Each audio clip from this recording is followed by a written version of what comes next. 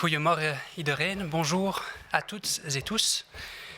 Ce moment presse du mardi, vous le savez, on aborde souvent le sujet vaccination. Ça viendra en deuxième partie de cette conférence et nous allons commencer par un état des lieux de l'évolution de l'épidémie dans notre pays. Je passe la parole à Monsieur Van Latem. Goedendag iedereen, bonjour à toutes, bonjour à tous. Alors il est agréable aujourd'hui de vous dire qu'à nouveau les nouvelles sont bonnes. Les contaminations, les hospitalisations continuent à diminuer et les premiers signes nous font penser qu'il devra en être de même dans les jours et on l'espère les semaines qui viennent. La campagne de vaccination, on vous en parlera plus amplement tout de suite, a atteint son rythme de croisière mais qu'elle va encore accélérer d'ailleurs d'ici quelques semaines. L'attelage un peu fou, viral, qui nous a emporté dans la troisième vague est maintenant maîtrisé et c'est à nous de le garder sous contrôle de manière définitive. On a une image de notre mobilité dont vous devez partager quelques informations avec vous. C'est une image contrastée, comme vous le voyez. Cette image contrastée nous montre quoi? Elle nous montre que, bien sûr, la présence à la maison et les déplacements sont moins importants qu'ils n'étaient avant le coronavirus, mais qu'ils se situent actuellement au même niveau qu'après les vacances de carnaval. Comme vous le voyez sur la courbe verte au-dessus, nous passons actuellement un petit 10%, 9,4% de notre temps en plus à la maison que par rapport à la période pré-Covid. Ceci explique en partie, d'ailleurs, avec la vaccination bien sûr, l'évolution favorable des chiffres actuellement en Belgique. Nous nous déplaçons cependant plus qu'au préalable, entre autres pour le travail. On est encore actuellement, c'est la courbe bleu foncé que vous voyez en dessous de la barre au niveau 0, à 17% de moins que ce qu'étaient les transports pour le travail avant la crise Covid. Mais nous avions fait mieux, entre autres avec moins 25% dans la période de janvier et février. On se retrouve à ce niveau-là, à peu près au même niveau qu'en octobre 2020. Les déplacements pour aller dans les magasins, par exemple, ont aussi augmenté de manière significative à partir du 26 avril, ce qui est assez logique, bien sûr, puisque c'est à partir de ce moment-là qu'on a pu aller dans les magasins sans avoir les limitations qu'on connaissait et sans devoir prendre de rendez-vous. Si on en vient maintenant aux chiffres purement, on a eu en moyenne, par rapport à la semaine passée, une moyenne de 3009, donc pratiquement 3000 nouveaux cas par jour, ce qui est une diminution de 16% par rapport à la moyenne de la semaine précédente. Le pourcentage de tests positifs, a lui aussi nettement diminué puisque nous avions frôlé à nouveau les 10% de tests positifs et que nous sommes maintenant revenus à 7,3% de tests positifs. C'est une diminution qui est maintenant pratiquement continue depuis 2 semaines après qu'on soit resté accroché à plus de 9% pendant, je dirais, trop longtemps. Le Centre européen de contrôle des maladies, l'ECDC, à Stockholm, considère qu'un pourcentage de 4%, et si possible moins bien sûr, est un pourcentage relativement sûr qui permet de placer un pays en code vert. Nous n'y sommes pas encore, mais nous allons dans la bonne direction. La diminution des chiffres dont vient de vous parler se manifeste dans tous les groupes d'âge, sauf chez les enfants, chez lesquels nous avons encore une augmentation de 22%. L'incidence des contaminations chez les enfants est cependant toujours moins élevée que dans la population plus âgée, dans la population active. La plupart des nouvelles contaminations sont actuellement observées chez les adolescents, même si là aussi les chiffres connaissent une tendance à la baisse. Les contaminations, comme pour les hospitalisations, on vous a parlé des hospitalisations la semaine passée par exemple, sont de plus en plus dans un milieu plus jeune et actuellement la moitié des nouvelles contaminations se passent chez des personnes de moins de 35 ans. Avec la réouverture des écoles, le testing s'est bien sûr accru dans les écoles et ce testing, qui a pratiquement doublé d'ailleurs chez les enfants, est en contraste par rapport au testing chez les adultes qui lui est resté relativement stable au cours du temps.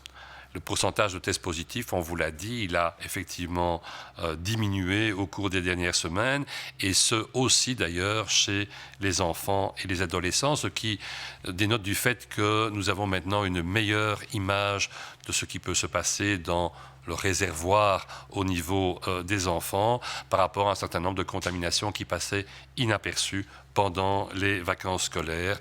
Et on sait que mieux on connaît son ennemi, mieux on peut lutter contre lui, et que donc une meilleure appréhension de la situation épidémiologique, y compris chez les enfants, est un point qui est favorable pour nous aider à maîtriser la situation.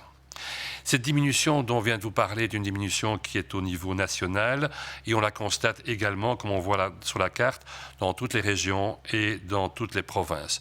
Elle est simplement d'intensité variable. Elle est la plus prononcée en région bruxelloise où on a moins 28%. Elle est la moins prononcée en Flandre occidentale en vert clair avec moins 2%. Le taux d'infection est le plus élevé dans 3 provinces wallonnes qui sont le Namurois, le Hainaut et le Luxembourg, suivi de 2 provinces flamandes, le Limbourg et la Flandre. La diminution des hospitalisations se poursuit, et ça c'est un point également très important, puisque vous savez que le poids sur le système de santé était très important depuis déjà si pas dire trop longtemps. Et c'est quelque chose qui se passe actuellement dans toutes les régions et dans toutes les provinces. Nous avons eu en moyenne 192 nouvelles hospitalisations, donc on est vraiment passé clairement sous les 200 hospitalisations par jour, ce qui est 13% de moins que la semaine précédente où nous en étions encore à 221 hospitalisations en moyenne. Ceci permet au taux d'occupation des hôpitaux de baisser, lui aussi. Nous avons encore actuellement 2759 patients Covid hospitalisés, dont 824 le sont en soins intensifs. C'est une diminution respectivement de 7 et de 8% par rapport aux chiffres de la semaine précédente. Si tout continue ainsi, et on l'espère vraiment, nous pourrions passer sous la barre des 500 lits occupés en soins intensifs, et ceci actuellement pour la mi-juin. Et vous savez que c'est un point important, puisque c'est un point qui va servir de référence, entre autres, pour de nouveaux assouplissements. Alors, cette diminution des lits de soins intensifs, elle dépend bien sûr de beaucoup de choses, dont la campagne de vaccination, et là aussi on va en parler bientôt, mais elle dépend aussi de nous, on l'a assez dit, elle dépend des précautions que nous prenons pour éviter d'être contaminés. Et donc, il est important là de gérer les choses de manière adéquate, de manière à donner ce coup de pouce, je dirais, très utile pour que ce chiffre soit certainement atteint au moment où on vous le cite maintenant, et si possible, 1 ou 2 semaines plus tôt. Il est clair qu'on va pouvoir bientôt se revoir en extérieur, dans notre bulle habituelle, je dirais, d'une dizaine de personnes, puisqu'on sait qu'on peut être 10 personnes à l'extérieur, mais prenez plaisir à le faire, mais aussi prenez plaisir d'une certaine manière à garder les distances, à avoir les gestes barrières de manière à éviter que les contaminations ne repartent à partir de cette nouvelle situation. Enfin, pour terminer, et de manière brève, nous sommes actuellement dans une situation où le nombre de décès est très stable. Nous déplorons toujours en moyenne 39 décès par jour.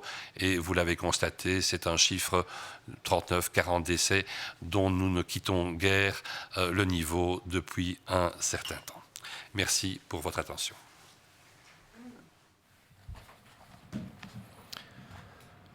Goedemorgen iedereen. Bonjour tout le monde. Vandaag kunnen we vooral hoopvol nieuws brengen. De besmettingen en de ziekenhuisopnames blijven verder dalen en de vaccinatiecampagne komt stilaan op kruissnelheid. Het ziet er ook naar uit dat de dalende trend in de besmettingscijfers zich de komende dagen zal verder zetten.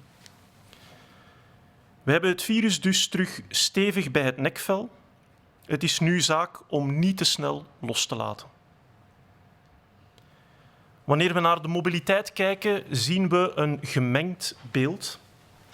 Het niveau van thuisblijven en de verplaatsingen met het openbaar vervoer zitten op het niveau van vlak na de krokusvakantie. Bovenaan, de groene lijn, toont het percentage van de tijd dat we meer thuis blijven. We blijven momenteel nog steeds 9,4% van de tijd meer thuis dan in pre-coronatijden. Dat wil zeggen dat vele mensen nog steeds hun gedrag aanpassen En dit verklaart mee de gunstige evolutie van de coronacijfers in België. We verplaatsen ons weliswaar wel steeds vaker voor het werk. En dat kan u zien aan de donkerblauwe lijn. We zitten nu nog 17% onder het normale niveau. Maar we komen van min 25% in de periode januari-februari 2021. Wat verplaatsingen voor het werk betreft zitten we momenteel dus terug op het niveau van oktober vorig jaar. Ook de verplaatsingen voor de winkel zijn opvallend gestegen sinds 26 april. Dat is logisch, want vanaf dan konden we weer zonder reservatie en met 2 personen gaan winkelen. De afgelopen week werden er gemiddeld 3009 nieuwe besmettingen per dag vastgesteld. En dat is een verdere afname van 16% in vergelijking met de week ervoor. Het is bemoedigend om te zien dat het percentage positieve testen reeds meer dan 2 weken aan het dalen is. We zaten 2 weken geleden nog aan 10% en nu zitten we aan 7,3% positieve testen. Het Europese CDC beschouwt 4% als een relatief veilige waarde die toelaat om een land groen in te kleuren op de reiskaart. De daling doet zich voor bij alle leeftijden, behalve bij de kinderen van 0 tot 9 jaar. Daar zien we nog een toename van plus 22%. De besmettingsgraad bij kinderen blijft echter nog steeds een stuk lager dan bij de actieve bevolking. De meeste nieuwe besmettingen worden momenteel bij tieners vastgesteld, hoewel de cijfers ook hier een dalende trend kennen. Net als de ziekenhuisopnames lijken ook de besmettingen te verjongen. De helft van alle nieuwe gevallen zien we nu bij personen jonger dan 35 jaar. Met de heropening van de scholen wordt er steeds meer getest bij kinderen en bij tieners. Bij kinderen is het aantal testen sinds de schoolheropening zelfs meer dan verdubbeld. Dit terwijl het aantal testen bij de volwassen bevolking eerder stabiel is gebleven. Tegelijk zien we dat het percentage positieve testen bij kinderen en tieners opvallend gedaald is in de voorbije 2 weken. Dit betekent in essentie dus dat we nu meer besmettingen oppikken die tijdens de schoolvakantie onder de radar zouden gebleven zijn. Dankzij de intense teststrategie op scholen hebben we nu een beter zicht over de virusverspreiding bij kinderen en dit laat ook toe om de virusverspreiding beter te controleren. De daling die we op nationaal niveau zien, zien we ook terug in alle gewesten en provincies. De daling is momenteel het meest uitgesproken in het Brussels gewest met min 28% en het minst uitgesproken in West-Vlaanderen met min 2%. De besmettingsgraad, het aantal besmettingen per 100.000 inwoners, is momenteel het hoogste in 3 Waalse provincies, Namen, gevolgd door Henegouwen en Luxemburg. In Vlaanderen op de voet gevolgd door de provincie Limburg. De daling van de nieuwe ziekenhuisopnames houdt aan en doet zich ook in alle gewesten en provincies voor. De voorbije week waren er gemiddeld 192 ziekenhuisopnames per dag en dat is 13% lager dan de week ervoor. De ziekenhuisbezetting kent ook een verdere daling. Momenteel liggen er nog 2759 COVID-patiënten in de ziekenhuizen en daarvan liggen er 824 op intensieve zorgen. Dat is respectievelijk 7 en 8% minder dan de week ervoor. Aan het huidige tempo van de daling zouden we midden juni onder de 500 bezette bedden op intensieve zorgen uitkomen. En dat is een belangrijke richtwaarde voor verdere versoepelingen. Deze daling van het aantal ingenomen bedden op intensieve zorgen kan echter nog versnellen in de komende weken, mits een goede opvolging van de maatregelen. En dit in parallel met een versnelling van de vaccinatiecampagne. Zeg dus binnenkort vooral tot buitenkort. Spreek buitenaf met maximum 10 personen en hou afstand van elkaar. En deel uw terrasje vooral met mensen van uw vaste bubbel. Om af te sluiten, de overlijdens die blijven min of meer constant, met gemiddeld 39 overlijdens per dag. Dank u voor uw aandacht.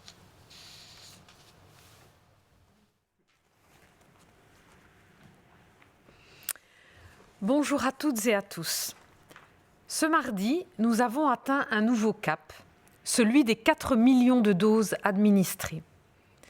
Cela signifie qu'en un peu moins d'un mois, nous sommes parvenus à injecter 2 millions de doses, soit l'équivalent de ce que nous avions réalisé au cours du premier trimestre de cette année. Il ne fait plus aucun doute que la campagne bat désormais son plein. Selon le classement de l'ECDC, la Belgique figure désormais à la 3e place des pays européens qui ont proportionnellement administré le plus de premières doses. Pour autant, il nous reste encore beaucoup de travail. Notre priorité consiste à vacciner complètement, avec les 2 doses, un maximum de citoyens résidant en Belgique. Dès cette semaine, le nombre de ces vaccinations complètes devrait connaître lui aussi un coup de boost. D'une part, grâce aux vaccinations avec le vaccin Johnson & Johnson, qui ne nécessite qu'une seule dose pour offrir une protection complète. D'autre part, grâce à l'administration de la 2e dose d'AstraZeneca à toutes les personnes qui ont bénéficié de ce vaccin il y a 3 mois. L'accélération de la campagne de vaccination va donc se poursuivre au rythme soutenu qui est le sien désormais.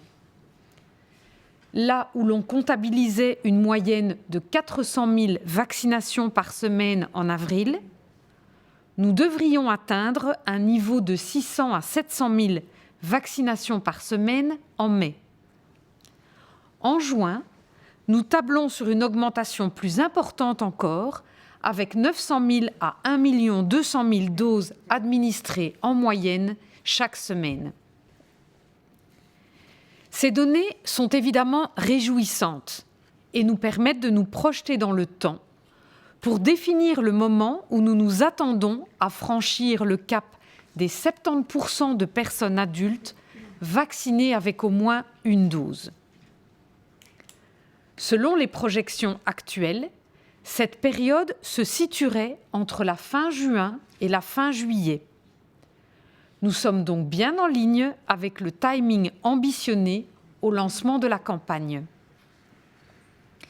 Bien entendu, cette projection demeure à ce stade théorique. Parmi les éléments qui contribueront à sa réalisation, 3 critères restent essentiels.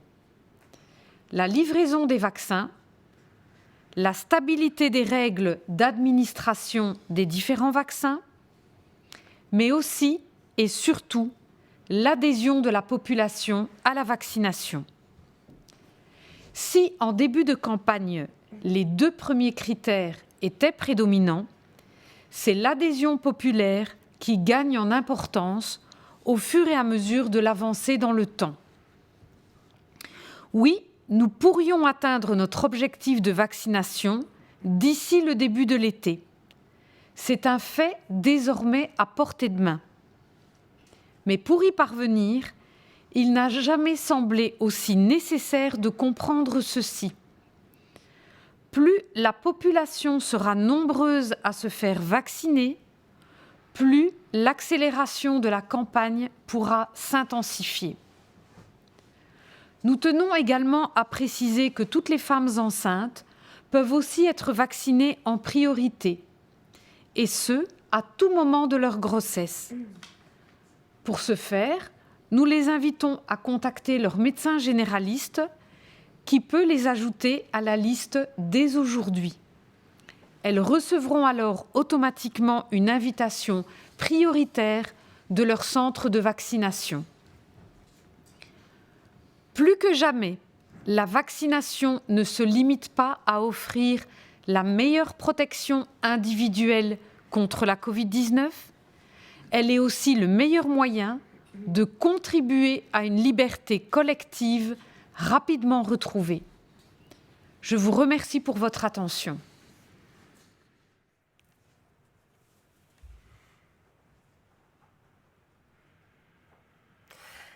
Goedemorgen iedereen. Vandaag hebben we weer een mijlpaal bereikt, want 4 miljoen vaccins werden toegediend. Om de eerste 2 miljoen vaccins te geven hadden we 3 maanden tijd nodig, het volledige eerste trimester. Maar de laatste 2 miljoen prikken werden op iets minder dan een maand tijd gegeven. De vaccinatiecampagne is dus volop op kruissnelheid gekomen. En volgens het Europese CDC staat België nu op de 3e plaats van de Europese landen met het grootste aantal eerste doses per aantal inwoners. Er is nog wel werk aan de winkel. We willen zoveel mogelijk inwoners van ons land volledig beschermen, dus 2 doses geven. Vanaf deze week moeten de volledige vaccinaties een boost krijgen. Aan de ene kant dankzij het Johnson & Johnson-vaccin, waarvan maar 1 dosis nodig is.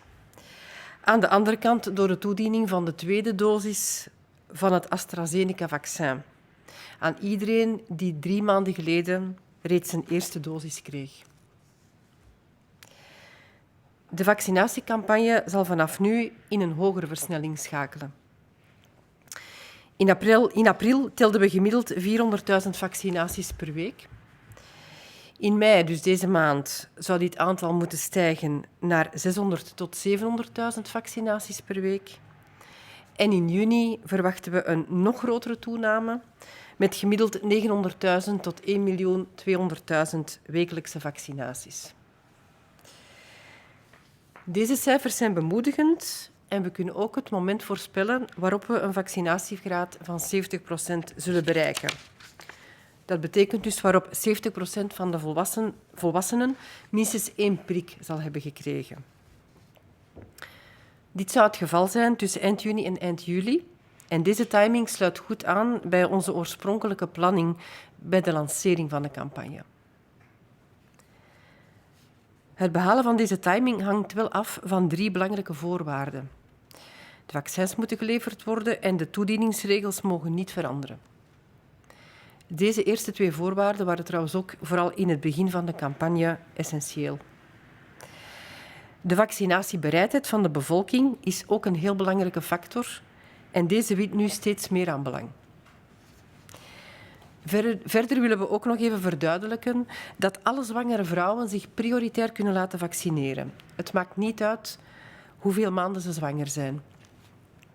Ze moeten hiervoor hun huisarts contacteren en die kan hen vanaf vandaag toevoegen op de lijst.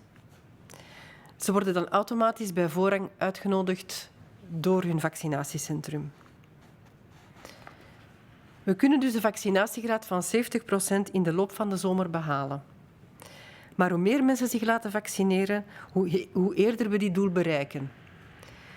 Vaccinatie biedt je niet alleen de beste bescherming tegen COVID-19, maar het is ook de beste manier om je vrijheid terug te krijgen.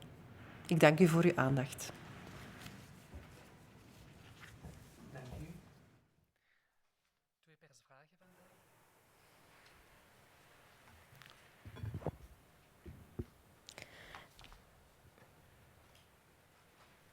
Er is veel speculatie over privileges voor gevaccineerden, maar er is nog geen advies van experts. Is het een goed idee om gevaccineerden al meer vrijheden te geven? Of lopen we dan toch opnieuw meer risico dat het virus zich opnieuw verder gaat verspreiden, aangezien de cijfers nog niet op een geruststellend niveau zitten? Wel, er is momenteel een advies in de maak betreft al dan niet bepaalde versoepelingen voor mensen die gevaccineerd zijn. Dit advies wordt voorbereid door een speciale werkgroep van de GEMS Plus. Daarin zitten ook juristen, ethici, sociologen. Dit advies zal binnenkort doorgestuurd worden naar de ministers en de beleidsmakers die het gaan bekijken en daar een beslissing gaan over nemen. Maar het klopt wel dat je moet opletten met dit soort adviezen. Zoals we weten, ondertussen beschermt het vaccin uitstekend tegen ernstige ziekten en tegen overlijden. Dat is iets dat we elke dag merken aan de gunstige situatie in de woonzorgcentra. We weten ondertussen ook dat de vaccins beschermen tegen besmetting en besmettelijkheid, maar dat die bescherming onvolledig is. Zo is er enkele dagen geleden nog een Engelse studie gepubliceerd, gedaan bij personen die 1 dosis vaccin hebben gekregen, 3 weken na de eerste dosis, minstens. En men zag daar dat het vaccin duidelijk de kans vermindert dat het virus doorgegeven wordt aan niet-gevaccineerde huisgenoten. En die kans is verminderd met zo'n goeie 50%. Dat is een gunstig resultaat, maar dat is natuurlijk geen 100%. We verwachten wel dat het na 2 dosissen een stuk beter nog gaat zijn. Momenteel zit je wel in een situatie waarin de meeste mensen nog niet gevaccineerd zijn. Ongeveer 1 op 4 van de volledige bevolking heeft een vaccin gekregen, een eerste dosis, 1 op 3 van de volwassen bevolking. Merendeel van de mensen zijn nog niet beschermd door het vaccin, lopen dus nog steeds risico op ernstige ziekten. En dat moet je ook in rekening brengen wanneer je regels gaat creëren voor gevaccineerden alleen. Een andere belangrijke parameter is de hoeveelheid virus die in omloop is. Dat bepaalt ook het risico. En momenteel is dat nog heel hoog. 3000 besmettingen per dag. Daarmee zitten we nog altijd aan een hoge besmettingsgraad. Dus dat zijn 2 zaken die hopelijk gaan verbeteren in de hogere algemene vaccinatiegraad, lagere viruscirculatie en dat maakt dat je sowieso voor iedereen de regels kan versoepelen en misschien iets extra's voor de gevaccineerden. Maar dat advies zal nog gepubliceerd worden in de toekomst.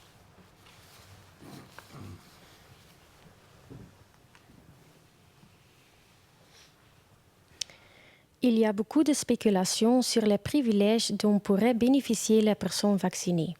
Mais il n'y a pas encore d'avis d'experts. Est-ce une bonne idée de déjà donner plus de liberté aux personnes vaccinées?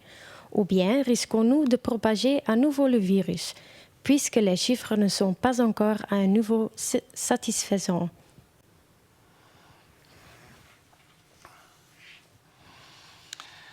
Alors effectivement, actuellement, pour ces mesures d'assouplissement potentiel, il y a un groupe qui a été formé au niveau de ce qu'on appelle le Games Plus, donc des membres du Games auxquels ont été rajoutés des sociologues, des juristes et d'autres personnes encore, de manière à voir quel serait l'impact de la vaccination sur les mesures elles-mêmes et ce qu'on pourrait permettre ou pas à des personnes qui auraient été vaccinées. Ce rapport doit être soumis aux autorités dans les semaines qui viennent.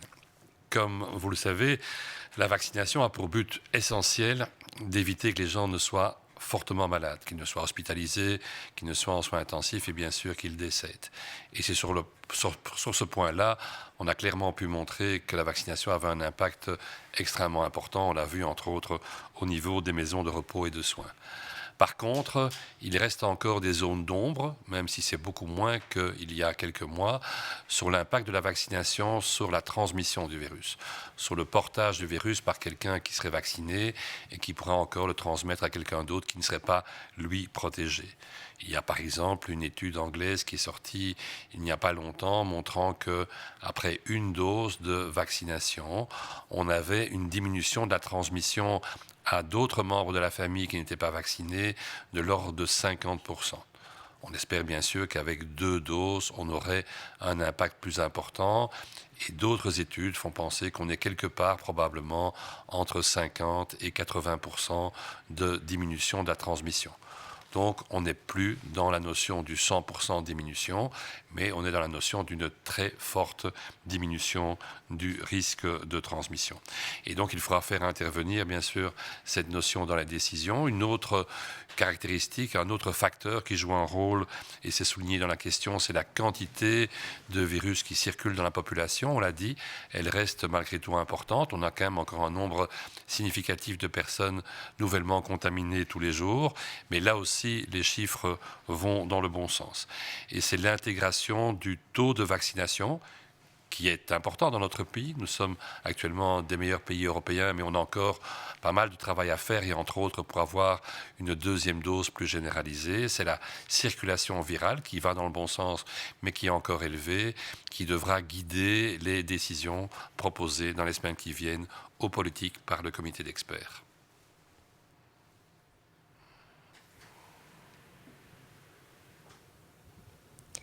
Pouvez-vous estimer, en tenant compte des tendances actuelles des taux d'infection et d'hospitalisation, ainsi que des vaccinations prévues, à quel moment nous passerons sous le seuil de 500 patients Covid en soins intensifs? Alors, on l'a dit durant la conférence de presse, les chiffres vont dans le bon sens, ils diminuent. Par contre, les chiffres de vaccination vont eux aussi dans le bon sens, ils augmentent de manière extrêmement importante. Et comme on l'a signalé, au croisement de tout cela, eh bien, on espère avoir atteint ce chiffre de 500 personnes en soins intensifs vers la mi-juin. Alors on sait tous qu'il serait plus adéquat de l'obtenir plus tôt, entre autres parce que c'est un chiffre qui a été proposé comme étant un chiffre pivot par rapport à un certain nombre de mesures d'assouplissement. Et on veut à nouveau réitérer le fait, comme dit durant la conférence de presse, que nous avons aussi, nous, notre input à donner à ce chiffre en respectant les mesures de manière à diminuer notre risque de contamination et de manière subséquente de nous trouver hospitalisés ou en soins intensifs. Ça, c'est la participation personnelle que chacun peut prendre à l'évolution de ce chiffre global et à l'atteinte de ce chiffre de 500 lits en temps voulu.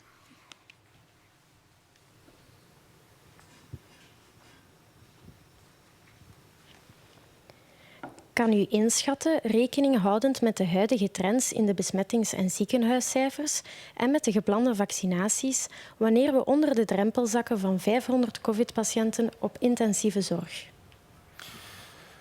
Wel, als je naar de huidige daling kijkt, we zitten momenteel aan een daling van min 8% van de bezetting op intensieve zorgen op weekbasis, dan zou die drempel of die richtwaarde van 500 bezette bedden bereikt worden ergens half juni.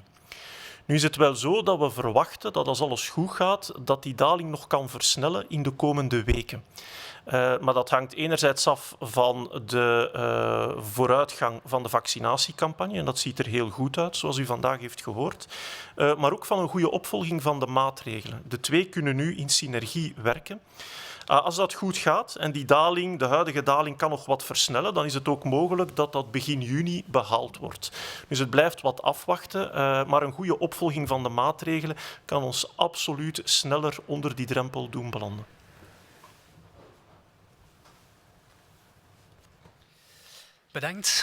Bedankt voor uw aandacht en tot vrijdag voor de volgende persconferentie. On se retrouve vendredi pour la prochaine conférence de presse. Bonne semaine.